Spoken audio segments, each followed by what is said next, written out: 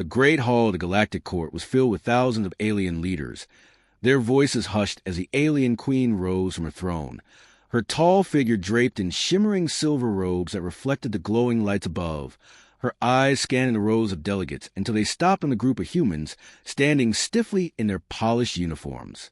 Among them was the youngest soldier, barely older than a boy, his hands clenched tight at his sides as he tried to appear strong before the endless sea of faces staring at him. The queen's voice carried through the chamber like a blade cutting the silence, calm yet heavy with power. That human will be mine. The word sent a shock through the audience.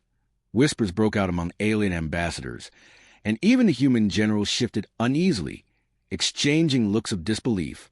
No queen had ever chosen a human in this way. Not as an ally, not as a guest, but as if claiming ownership, and everyone present knew this choice was not made on impulse. The youngest soldier felt the weight of the queen's gaze pressing against him, and though his heart pounded with fear, he refused to lower his eyes. Behind him, older officers muttered about secret motives, some saying this was a move to insult humanity, others claiming it was part of a dangerous game between empires. The queen's expression revealed nothing. Her face was carved in calm authority, but her eyes held a strange spark as if she saw something in the boy that no one else could. The soldier's name was Daniel, though few spoke it here. For the court he was not an individual but a symbol, the representative of a young and defiant species. He felt the urge to speak, to demand an explanation, yet his voice stuck in his throat as the court guards stepped forward, their weapons gleaming, ready to escort him toward the throne. Daniel's mind raced, wondering if this moment would mark the end of his life or the beginning of something far worse. For to be chosen by the queen was to be taken into her palace, away from the protection of his people, and once inside, no one ever returned unchanged. The human delegation stood frozen, caught between outrage and fear, knowing that to protest openly might risk war, but to remain silent would mean surrendering one of their own. The oldest general clenched his jaw, his fists trembling at his side, but when he opened his mouth, no words came, for the queen's gaze swept across him like a warning not to interfere. Daniel swallowed hard, his thoughts drifting to earth, to his family who had watched him lead with pride, believing he would serve with honor among the stars, never imagining he would be marked out by a ruler feared across the galaxy. Every step he took toward the throne felt heavier, as though the air itself grew thicker, pressing against his chest. The aliens around him watched with wide, unblinking eyes, whispering in languages Daniel could not understand, but he caught the tone, curiosity, fear, and something close to awe. The queen lifted one hand, silencing the murmurs at once, and the hall fell into an unnatural stillness. Her voice rang out again, slower this time, deliberate, as though every word carried hidden meaning. "This human is mine." The soldiers beside Daniel stiffened, one reaching out as if to stop him, but the queen's guards blocked the path with a swift motion, and no one dared push further. The young soldier tried to steady his breathing, refusing to let them see the storm inside him. He thought of the history lessons drilled into him at the academy, of how humans were always underestimated, always counted out, and how again and again they rose beyond what anyone expected. The queen's eyes narrowed slightly, as if she sensed his defiance burning in him, and instead of anger, a faint smile tugged at her lips, subtle but unmistakable. To Daniel, that smile was more frightening than her command, for it meant she wanted something from him, something more than fear, something she could not take by force alone. As he reached the steps of the throne, he felt a strange chill crawl across his skin, the awareness that his life was no longer his own, yet deep inside, a quiet voice whispered that this was not the end. It was the beginning of a test, and though he did not know its shape or purpose, he knew the queen had chosen him not at random, but because she saw something in him that even he had not yet discovered.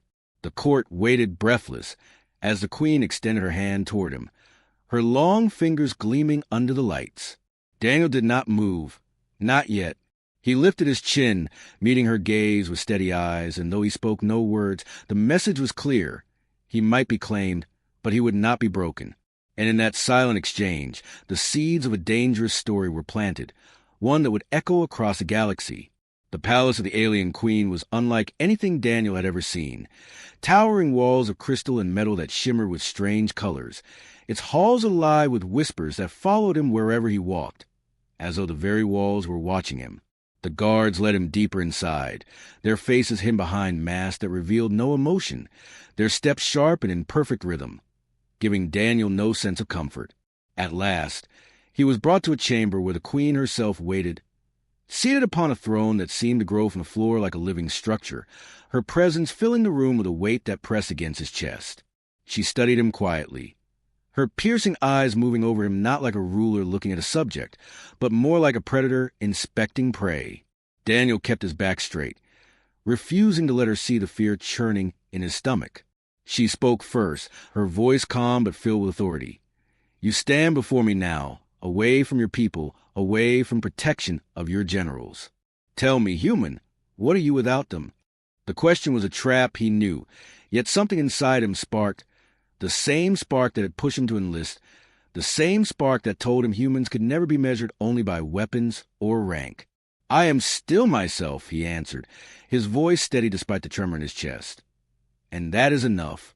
A flicker of amusement touched the queen's lips, but her eyes remained sharp. She leaned forward, her words cold as ice. "Others bow when they stand here. Other species kneel before me without question. Yet you dare to speak as if you are my equal. Do you not fear what I can do to you?" Daniel swallowed, but did not lower his gaze. He thought of his family, of the old lessons his father used to tell him. Respect yourself first, and others will learn to respect you. Drawing on that memory, he replied, "Fear is not the same as respect. You may have power over me, but you cannot take who I am." The guards around the room shifted uneasily, some whispering among themselves, astonished that a human would speak so plainly to their queen. But she only smiled faintly, and that smile unsettled Daniel more than any threat could, for it meant she was interested. Instead of ordering his punishment, she rose from her throne and walked slowly around him, circling like a hunter deciding how to test its prey. "You are young," she said softly, almost to herself, "yet you do not tremble. I expected obedience. I expected silence. But you stand as if the weight of my crown means nothing." Her words were meant to break him, but Daniel stood his ground, though every muscle in his body screamed to run. "The weight of a crown means nothing," he said at last, "if it crushes those beneath it." A heavy silence fell over the chamber, the guards stiffening, expecting her fury to explode. Instead, the queen stopped in front of him, her eyes locking with his, and for a moment he thought he saw something almost human flicker there, curiosity or perhaps respect. Yet her voice, when she spoke again, was sharper. "You are bold, human, but boldness alone does not save a life. You will remain here under my watch. Every word you speak, every choice you make, will show me whether you are worthy to stand or destined to crawl." Daniel's heart pounded, but he felt a strange calm settle over him. He understood now that this was not just about her claiming him. It was a test, a game of will, and she wanted to see if he would bend. He thought of his people waiting outside these walls, their silent trust resting on him, and he decided he would not give her what she wanted. He would not bend, he would not crawl. Even if he stood alone, even if it cost him everything, he would remain true to himself. The queen studied him one last time before turning back to her throne, her voice echoing across the chamber. "Let us see how long your defiance lasts, human." And as Daniel was led away to his new quarters within the palace, he knew the game had only just begun, and that every step forward was a battle not of weapons, but of spirit. The first trial began without warning, and Daniel soon realized the alien queen's tests were not meant to measure strength of body, but strength of spirit. For he was placed in a vast chamber where food and water were deliberately kept just out of reach, taunting him with the promise of comfort, while the guards whispered cruel words, telling him to kneel, to beg, to give up his dignity if he wished to survive. Days passed in slow torment, his throat dry, his stomach twisting in pain. Yet Daniel refused to crawl, instead pacing the chamber with his head held high, whispering to himself memories of Earth, his mother's cooking, his father's laughter, the smell of rain on stone streets, small fragments of home that reminded him who he was and why he could not break. The queen watched from hidden windows, her sharp eyes catching every move, and though she expected him to falter like others before him, she saw instead a quiet endurance that unsettled her. When food was finally offered by a guard who mocked him, Daniel shocked them all by sharing the small portion with another prisoner, an insect-like alien who had long been forgotten in the corner of the chamber. The act of kindness spread to the palace like wildfire, for no one in living memory had shown mercy within those walls. Whispers grew. The human gives away what little he has. The human resists even in hunger. Angered by her own growing fascination, the queen ordered a second trial, one of manipulation. Daniel was led into a hall filled with illusions, visions crafted by the queen's technology to test his mind. He saw his family calling him home, his comrades reaching for him, and a voice promising him freedom if he would only kneel before the queen. The visions pulled at his heart, almost breaking his resolve. For the sound of his mother's voice was so real it brought tears to his eyes. But deep inside, he knew they were lies, shadows meant to shatter his will. He closed his eyes, whispering to himself, "Home is not given by an enemy. Home is earned by standing strong." With that, the illusions broke, and he stood firm while others would face his trial before it collapsed in despair. The queen, hidden behind her throne, clenched her hands in frustration. For each time he resisted, her curiosity deepened, as if his defiance was rewriting the rules of power she had built her life upon. The final test was the hardest: isolation. Daniel was locked in a silent room with no light, no sound, no sense of time, a place designed to crush the mind with endless emptiness. Many had screamed themselves into madness here, but Daniel sat in the dark and began to hum a song his father had taught him. The soft melody filling the silence was something no walls could take away. In that darkness, he found strength in memory, in hope, in the knowledge his people were still out there, waiting for him, trusting that he would not bow. When the queen finally entered to see the result of her trial, she found him sitting calmly, his eyes tired but steady, and when she asked, "Why do you not break, human?" he answered simply, "Because I am not alone even here. My people are with me in every breath I take." For the first time, the queen felt something stir inside her that was not triumph but doubt. Doubt that her empire could ever truly rule a species that carried such unshakable hope. Daniel was returned to his chamber, weaker in body but stronger in spirit. And though he had survived the tests, he knew they were far from over. The palace whispered his name now, not in scorn but in awe, and even the guards who once mocked him looked at him differently, as if they too sensed that this young human carried something the galaxy had not seen before. The queen sat alone in her throne room, troubled by thoughts she could not quiet, wondering whether she had tried to break a prisoner or whether she had awakened a force that might one day challenge her very rule. The days in the palace stretched into weeks, and though Daniel had endured hunger, illusions, and silence, he soon realized that the greatest trial was not a body or mind but heart, for the alien queen began to watch him more closely, speaking to him not as a ruler to a prisoner, but as someone seeking to uncover a secret she could not name. She questioned him in long conversations, asking what gave humans their strange strength, why they would fight against impossible odds, and why even in chains they still held on to something no empire could take. At first, Daniel answered cautiously, afraid that every word might be twisted against him. But as he looked into her eyes, he saw not cruelty but curiosity, as though beneath her crown she was searching for something she herself had lost.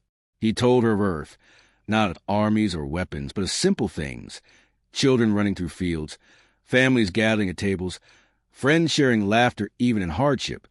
And he noticed that when he spoke of such moments, the queen grew quiet, her sharp gaze softening for a heartbeat before returning to its cold mask. Slowly, she began to reveal fragments of her own story, how she had been raised to believe that power alone preserved order, that mercy was weakness, and that hope was a lie used by the weak to comfort themselves. Yet when she spoke those words, there was a faint tremor in her voice, as if she no longer believed them fully. One night, she led Daniel to a hidden chamber, filled with relics of conquered worlds, artifacts taken as trophies, each symbolizing a people bent to her rule. She asked him what he saw, expecting to cower before the evidence of her victories. But Daniel stepped closer and touched the cracked sculpture of a small creature holding its child, and he said quietly, "I see families who once loved, people who once dreamed. You can take their statues, but not what they felt inside." The queen flinched at his words, for no one had ever spoken to her like that, stripping away the armor of fear she wore before the galaxy. Her test grew sharper after that, as if she wanted to force him to betray his own heart. And one day she gave him a choice that cut deeper than any hunger or silence. Freedom in exchange for betrayal. If he would renounce his loyalty to humanity, swear himself to her alone, she promised to release him from suffering and grant him a life of comfort within her palace. For a moment, the weight of the offer pressed on him, for he was tired, his body weak, and the thought of warmth and safety tempted him like a cruel dream. But then he thought of the faces of his comrades, of the trust placed in him by his people, and of the truth that freedom without loyalty was nothing more than a decorated cage. Lifting his head, he met her gaze and answered firmly, "I would rather stand with my people, even in chains, than bow alone in comfort." The queen's lips tightened, her hands curling at her sides, for she had expected hesitation, perhaps even surrender. But instead she found herself facing a truth that unsettled her more than defiance, the truth that hope and loyalty could not be bought, not even with promises of power. That night, alone in her throne room, she stared at the stars beyond her window, replaying his words again and again. And for the first time in her reign, she wondered if her empire, built on fear and control, was weaker than the spirit of one young soldier who refused to break. Daniel lay in his chamber, exhausted but unyielding, knowing that he had not only resisted her, but also shown her something she could not ignore, a piece of the human heart that no queen could own. The hidden truth had begun to surface, not just within the walls of the palace, but within the queen herself. And it was a truth that threatened to change everything. The final gathering of the galactic court was meant to be a spectacle of power, a place where rulers and ambassadors from across the stars came to witness the alien queens were displayed before all. And the hall was brighter and grander than ever before, its tall crystal pillars glowing with golden fire, banners of conquered worlds hanging like shadows of her victories. Daniel was brought forward once again, guarded by armored soldiers who expected him to look broken after weeks of trials. But instead he walked with steady steps, thin and weary, but with eyes that carried the same quiet strength as on the day she first chose him. The crowd murmured, some mocking, some curious, all waiting to see if the queen would finally claim him openly and reduce humanity to nothing more than a footnote in her rule. She stood on her throne, her crown gleaming under the lights, her face unreadable as she raised her hand for silence. Every voice died at once, leaving only the echo of her command.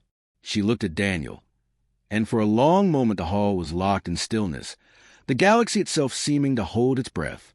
Everyone expected her to repeat the words she had spoken before, that the human was hers, that no one could deny her claim. Yet when she opened her mouth, her voice carried a weight no one had heard from her before. "This human is not mine. He is his own." The word struck the court like a thunderclap, disbelief rippling through the alien leaders as whispers turned into a storm of outrage. Ambassadors shouted, generals glared, and even her closest advisors looked at her in shock, for the queen had never before released what she had claimed. Daniel stood frozen, hardly believing what he had heard, but when her eyes met his, he saw not mockery nor cruelty, but something he never expected, respect. The guard stepped back uncertainly, unsure whether to obey or resist, and the queen's voice rose again, sharper now, cutting through the noise. "You came expecting to see a human bent and broken, a trophy to prove my power.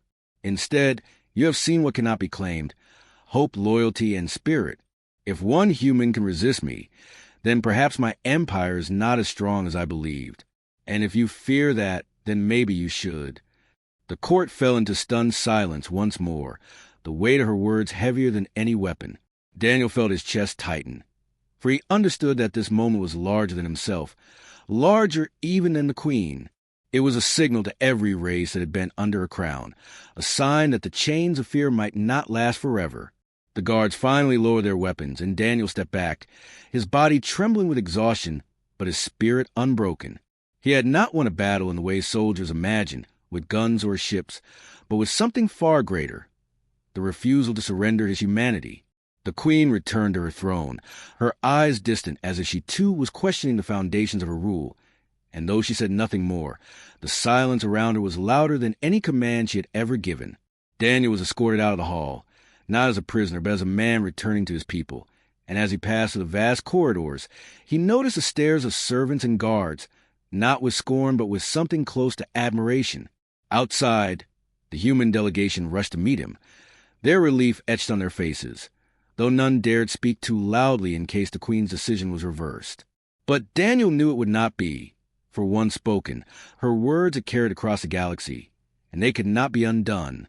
He lifted his head, breathing in the strange air of the alien city, and for the first time since being taken, he felt truly free. Behind him, in the golden chamber of her court, the Queen sat in silence, her hand resting on the armored throne, her eyes fixed on the stars.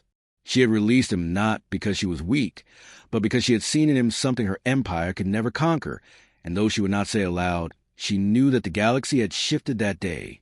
Daniel walked away, not as property, not as a victim, but as proof that humanity's spirit could never be owned. And as he disappeared in the crowd, the story of the young soldier who defied the Queen began to spread from world to world, planting seeds of change that no crown could silence.